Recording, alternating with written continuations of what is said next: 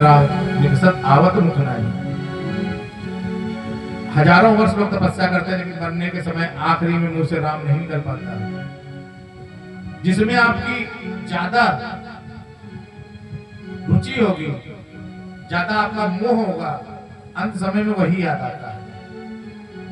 प्राण निकल गया, उसका परिणाम ये हुआ कि अगले जन्म में ये हिरण के रूप में ही प्रकट हुए, हिरण बन गए खुद। लेकिन चूंकि धर्मात्मा थे, ईश्वर निष्ठ थे, भगवान से प्रेम करने वाले थे, इनको पूर्व जन्म की याद रही कि निकले थे हरि भजन को उठन लगे कपास। हम तो भगवान को प्राप्ति करने के लिए निकले थे और अब माया में पड़ करके फिर से हिरण हम बन गए। तो ये हिरण जरूर थे लेकिन हिरणों के साथ संपर्क नहीं रखते थे, अलग थलग बैठे रहते थे। एक दिन जंगल में आग लग गई, सभी हिरण भाग गए। इन्होंने सोचा मौका बढ़िया है, ये सब बाहर भागे या अंदर भागे।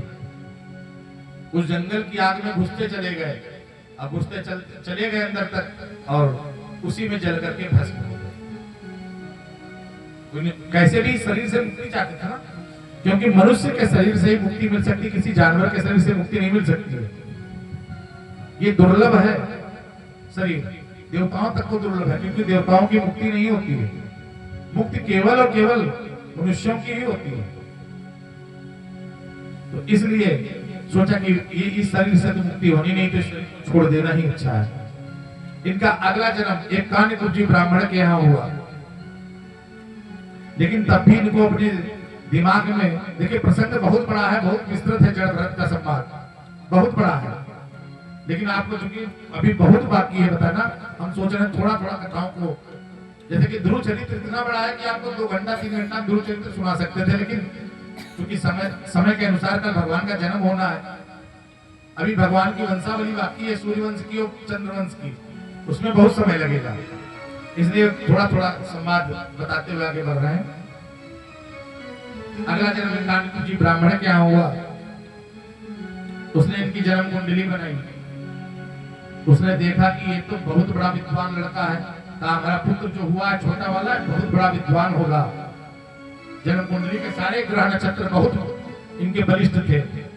पंडित जी खुश हो गए कि चलो धंधा चलाने वाला है, क्या बात है घर में। पंडित जी सोचा पंडिताई करेगा और हमारा धंधा बढ़िया चलेगा। ये बड़े होने लगे। पंडित जी ने एक दिन बुलाया, कहा बेटा बोलो ओम भूर्भुवः स्वः तत्सवितुर्वरेण्यम्। तो उन्होंने कहा ओम, फिर पिताजी क्या कहा, भू भू, अरे भू ने भूर्भुआ कह रखा, ये बोल नहीं पा रहे हैं। अब ये सब जाने, इनको पूरा ज्ञान था कि पिछले जन्म में क्या थे, सब इनको आता है, भूले कुछ नहीं है। लेकिन अगर इन्होंने सोचा कि अगर हमने थोड़ी भी विद्वता दिखा दी तो पिताजी उनको फिर घर गृहस्थी झंझट में डाल देंगे, अभी पंडिताई कराएंगे, फिर शादी करेंगे, फिर से वही 84 लाख के योगी के चक्कर में हम पड़ गए, तो जीवन निरर्थक हो जाएगा। बोलना ही बंद कर दिया, किसी से बातचीत नहीं करते। पंडित जी आए, फिर से कुंडली खोली, कहा कि हमने कुंडली अपने आप बनाई है, हमारी बनाई कुंडली गलत नहीं होती। इतना विद्वान है, इसके ग्रह इतने विद्वान है, मतलब बलिष्ठ है, ये लड़का मूर्ख तो नहीं हो सकता है। फिर बुला के पढ़ाने का प्रयास किया, लेकिन सब निरर्थक। महीना भर लग गया, वो भूर्भुआ बोल रहे हैं, कहा ये तो बेवकूफ है, हम तो बड़ा विद्वान सोच रहे हैं, कभी कोई कुंडली वगैरह गलत हो जाती है। नाम रखा था भरत, लेकिन जब मूर्खता बहुत दिखाई, ना कोई काम करते, कोई कहता चुपचाप बैठे रहते, ऐसा कि सुना ही नहीं। कोई गरियाए तब भी मतलब नहीं, कोई खुश हो तब भी मतलब नहीं, चुपचाप किनारे बैठे रहते, बस प्रभु का ध्यान करते, अंदर ही अंदर दिखावो वो भी नहीं, किसी को बताते नहीं कि हम प्रभु का स्मरण कर रहे हैं। कोई मार दे तब भी कुछ बात नहीं, शांत स्वरूप में रहते थे। पिताजी ने कहा तो महामूर्ख लड़का हमारा पैदा हो गया है, हम तो सोचते बहुत विद्वान है। नाम रख दिया जड़। जड़ अर्थात जो अपने आप कुछ भी ना करे, जैसे कि ईटा है, ये जड़ है, ये अपने आप नहीं लेगा। कहा ये तो अपने आप मक्खी भी नहीं हाँकता, तो कह दिया कि इसका नाम है जड़, तो नाम हो गया जड़ भरत। कुछ दिनों बाद पिताजी सिधार गए, माताजी सिधरी सिधराई पहले से थी, जन्म के समय से। भाई और भाभी इनके थे। भाभी ने कहा सुनो, तुम्हारे पिताजी ही रोटियां तोड़वा रहे थे, हमारे बस का नहीं है। ये महामूर्ख जो बैठा रहता है, इतना हस्त पूछता है, तो कुछ हाथ पर चलाया करे, काम करे कुछ। हम फ्री रोटियां नहीं तोड़वा पाएंगे, इसको खिला नहीं पाएंगे हम डाल करके। तो इसके भाई ने कहा देखो भैया ऐसा तो भाभी बड़ा नाराज होती हैं, कुछ काम धंधा किया करो। तो कहा भैया बताओ, जो बताओ कर दिया करें। तो भैया उसके भाई ने कहा कि ठीक है, काम हम ढूंढ के तुमको दे रहे हैं। एक खेत वाला था, उसके पास गए, कहा कि खेत बचाने वाला रखोगे? कहा कि हाँ जरूरत तो है, गाय भैंसे घुस आती हैं, खा जाती हैं। कहा ठीक है, अपने भाई को भेज देंगे, उसको जो ठीक समझना रुपए दे दिया करना, तो तुम्हारा खेत बचाएगा। इनको भेजा, कहा देखो ऐसा है, तुमको खेत में मड़ैया पड़ी है, उसी में जाना, रात में लेटना, कोई जानवर आए उसको भगा देना और तुमको रुपए देगा। तो तुम्हारी भाभी नाराज भी नहीं होगी, काम भी कर लोगे और जो है खाना पानी तुमको मिलेगा। वैसे तुम्हारी भाभी तुमको खाना नहीं देगी, पिताजी खत्म हो गया, तुम्हारा पालन पोषण करेगा कोई नहीं। और भाई बेचारा मजबूर है, भौजाई ने हड़क दिया कि तुम्हारे भाई को भी तो छोड़ो, अगर ये घर में रहा और मुफ्त की रोटियां तोड़ी तो तुमको भी खाना नहीं मिलेगा। भाई भी जरा बेचारा कि इसके चक्कर हमारा खाना बंद हो जाएगा। ये बेचारे रात को खेत बचाने गए, डंडा लेकर के बैठे खटिया पर, रात में गाय बैल और सब सांड वांड घुसने लगे। एक बार डंडे को ऐसे किया, हट करा, गाय चली। फिर मन में विचार किया, मैंने कितना बड़ा पाप कर दिया। सभी जीवात्माओं में प्रभु का निवास है और मैंने प्रभु को डंडा दिखा करके भगा दिया। प्रभु भूखे थे, मुझसे बहुत बड़ा पाप हो गया। अब क्या कर रहे हैं, बाली तोड़ तोड़ के बुला रहे हैं, आओ आओ खेत में घुसा दो। बाली दिखा दिखा करके खेत में घुसेड़ रहे सबको। सब गाय वैसे जो जितने जानवर थे खेत में घुस गए और रात भर में पूरा खेत साफ। सुबह खेत वाला के घर पहुंचा, उनके भाई कहा सुनो तुम्हारा भाई कहाँ, बताओ। कहा क्या हुआ? कहा उसको ये बताओ, हमने खेत बचाने के लिए रखा था कि खेत खवाने के लिए रखा था? नालायक, पूरा खेत खवाया है। इतना खेत तो जब जानवर अपने आप घुसते तब भी नहीं खाते हैं, जितना इसके रहने पर खा लिया है। खेत में कुछ बचा ही नहीं। भाई ने बुलाया, डांटा मारा, कहा सुनो धूर्त कहीं के, अब तेरी बसर मेरे घर में नहीं, घर से निकल। भौजा ने कहा ये घर में रहेगा तो मैं घर छोड़ के चली जाऊंगी, अब या तो ये रहेगा या तो मैं रहूंगी। तो भाई ने कहा तुम ही रहोगी, ये तो यही जाएगा, तुम्हारे बगैर कहां बसर हमारी है। जड़ भरत ने कहा जैसी आज्ञा हम जा रहे हैं। लेकिन हष्टपुष्ट बहुत थे जड़ भरत, खाते कम थे लेकिन हष्टपुष्ट थे, क्योंकि जो भगवान का चिंतन करता है, भगवान का स्मरण करता है, उसके भूख ज्यादा नहीं लगती है, वो बिना खाए पिए भी हष्टपुष्ट रह सकता है। गए बेचारे जंगल में जाकर के लेट गए, एक जगह घास पे लेट गए। पास में कुछ आदिवासी रहते थे, वो काली माता को प्रसन्न करने के लिए बलि ढूंढ रहे थे। कहा बलि ढूंढ करके लाओ। ये लेटे हुए थे, सब ढूंढ रहे हैं, इनको उठाया, कहा उठो चलो साथ में। कहा कहाँ चले? कहा चलो हमारे कबीले में। ले गए इनको पकड़ करके, गए, तुरंत इनके तिलक लगाया गया, माला पहनाई गई। तो ये बड़ा प्रसन्न हो गए, कहा कि आज लग रहा प्रभु उनको बड़ा प्रसन्न है, खाने पीने चीजें रखी हैं। उनको नहीं पता था कि बलि बकरा बनाए जा रहे हैं। खिलाया पिलाया, उसके बाद में कहा आप आगे बढ़ो, कहा आप मुड़ झुकाओ।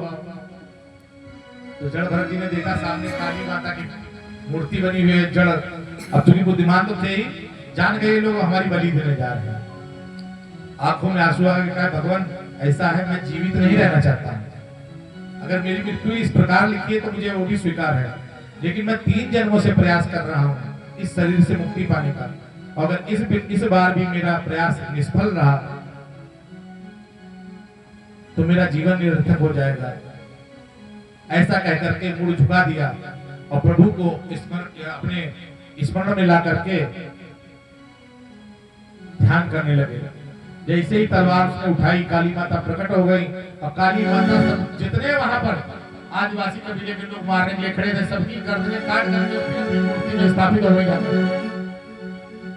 अब ये बेचारे मुड़ झुकाए बैठे हैं, कह रहे काट नहीं रहा कोई है।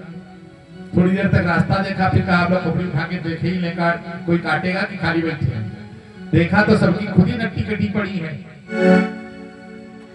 माता भगवती को प्रणाम किया, जान गए कि प्रभु इस बार हमको मौका दे रहे हैं बचने का। चले गए। रास्ते में एक जगह जाकर के फिर लेट गए।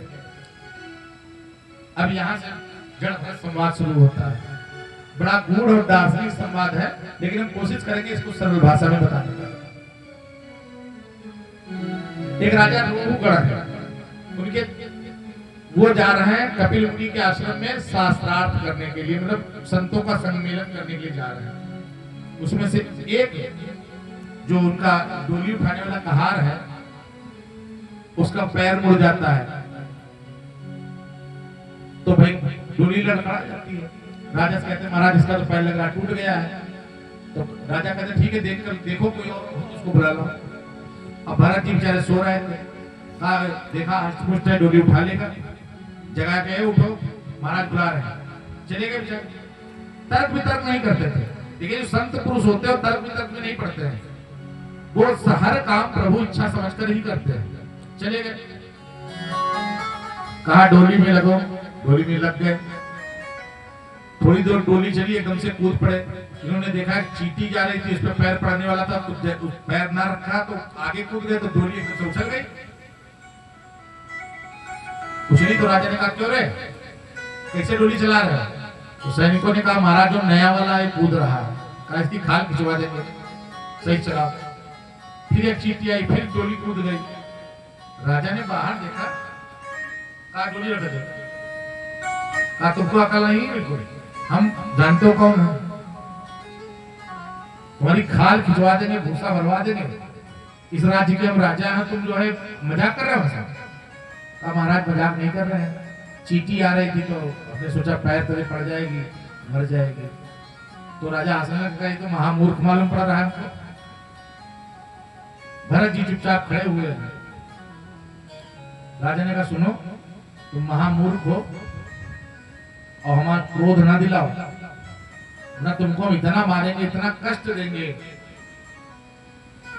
तुम जो है जन्म जन्म तक याद रखोगे।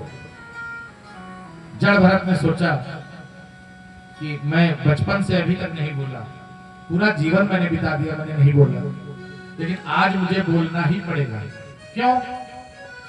क्योंकि संतों का स्वभाव होता है जिसका बेड़ा उठा ले उसकी नैया पार करवा के मानते हैं। तो पहली बात तो मैंने इसका बेड़ा उठाया है, अब अगर ये नर्क में जाता है, मुझे अब शब्द कह रहा है तो ये नर्क में जाएगा, तो इसको बोलना जरूरी है। दूसरी बात, ये संत आश्रम जा रहा था, तो इसका मतलब ये संतों की महिमा पहचानता तभी जा रहा है, तो मुझे इसको समझाना पड़ेगा कि मैं भी संत ही हूँ और मेरा अपमान करके तुम काहे नरगामी हो रहे हो। तब जड़ भरत जी बोले ये बताओ तुम किसको मार दोगे, किसकी खाल खिंचवा दोगे? क्योंकि ना मैं खाल हूं, ना मैं शरीर हूं, ना मैं हड्डी हूं, ना मैं रक्त हूं। जो मैं हूं उसका तुम कुछ बिगाड़ नहीं पाओगे, और जिसका तुम बिगाड़ोगे वो मैं हूं नहीं। देखिए थोड़ा दार्शनिक दृष्टिकोण की बातें हैं, सरल भाषा में बता रहे हैं। जड़ भरत जी ने कहा कि हम जो हैं, मैं शाश्वत हूं, निराकार हूं, मेरा तुम कुछ नहीं बिगाड़ पाओगे। राजा ने देखा ऊपर से नीचे, देखने में तो मूर्ख लगता है, बांटते बड़ी विद्वानों की तरह कर रहा है। कहा मतलब? कहा मैं शुद्ध नित्य चैतन्य स्वरूप आत्मा हूं, तुम मेरा क्या बिगाड़ोगे? क्योंकि नैनम छिन्दन्ति शस्त्राणि नैनम दहति पावका न चैनम क्लेदयन्ति आपो न शोषयति मारुता। न आत्मा को शस्त्र काट सकता है, न वायु उड़ा सकती है, न जल गीला कर सकता है, न अग्नि जला सकती है। तो जब कोई प्रभाव ही नहीं पड़ता तो तुम मेरा कर क्या लोगे? मैं आत्मा हूं। राहुगण ने देख सोचा कि बड़ा यार देखने में तो बड़ा बुद्धिमान लग रहा था, तो बड़ा शास्त्रार्थ कर रहा है हमसे। कहा तुम्हारा परिचय तुम बताओ, जनेऊ पहने हुए हो, क्या हो तुम? क्या ब्राह्मण हो क्या? कहा ऐसा ही समझनी चाहिए, मेरी कोई जाति नहीं है, मैं जाति से परे हूं, और जो तुम हो वही मैं हूं। कहा जो तुम हो वो मैं हूं। राजा ने कहा ये तो बड़ी दार्शनिक बातें कर रहा है, बड़ी गूढ़ बातें कर रहा है, जो तुम हो। कहा इसका मतलब क्या है? कहा इसका मतलब ये है कि जिससे तुम उत्पन्न हुए हो, जो आत्मा का प्रकाश तुम्हारे अंदर है,